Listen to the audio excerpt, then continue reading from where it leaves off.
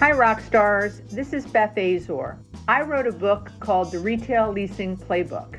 This podcast will go over a few chapters each week to discuss the highlights of how you can lower your vacancy and increase your occupancy. I hope you enjoy it. Today, it's chapter 65. The title is Nothing Warms Up a Cold Call Like a Map. We continue to discuss the answer to the most pressing question I get from most leasing agents when I run into them at conferences across the United States, which is, how do I get the national retailer to return my phone calls or my emails? How do I get their attention? Well, the best way to get their attention is, you guessed it, don't do email blasts, but actually customize an email to the national retailer.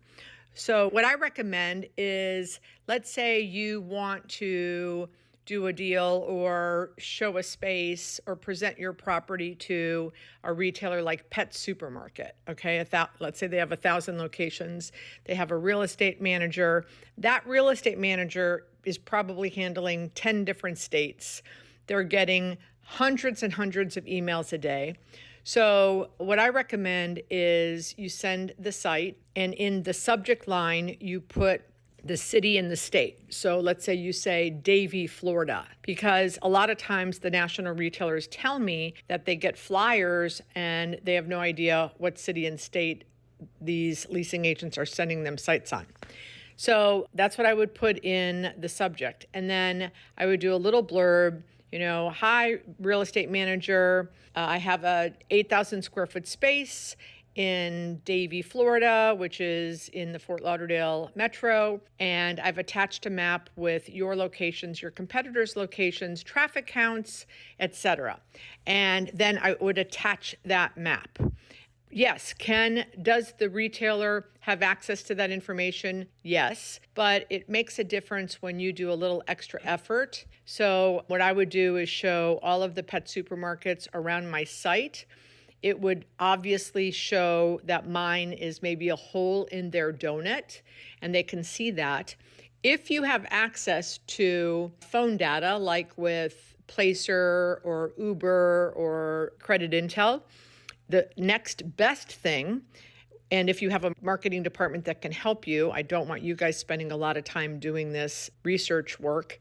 If you can also then put a Placer data report of all of the pet supermarkets. So you can, if you have Placer or one of these services, you can put the other 8 pet supermarkets in your market in the system, and it will spit out how many people per day, per week go to that location.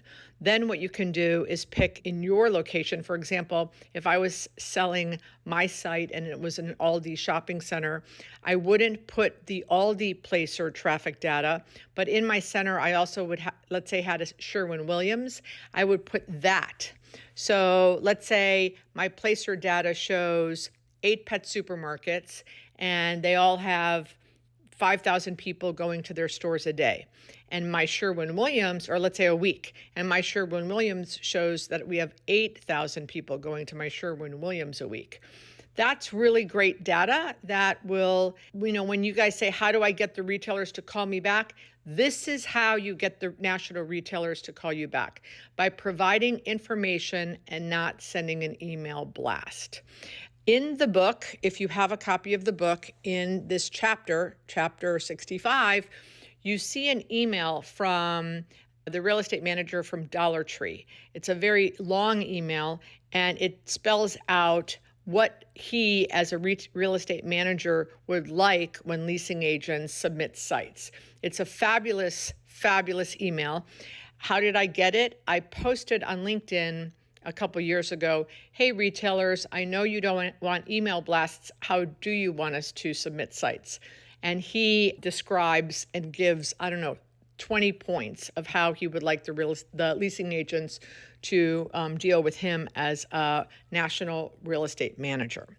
So hope this helps. Hope this answers the question This is how I get calls back when I send sites in. I would say that 95% of the time when I send a site to a national retailer, I get a call back.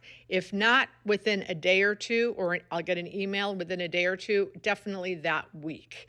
But I don't do this, I don't send 30 out a week. I might send out one every few weeks, depending on the vacancies in my property. So I hope this helps. Good luck and happy leasing. Thank you for listening to this week's podcast. I hope you learned a few nuggets to help increase occupancy and lower vacancy.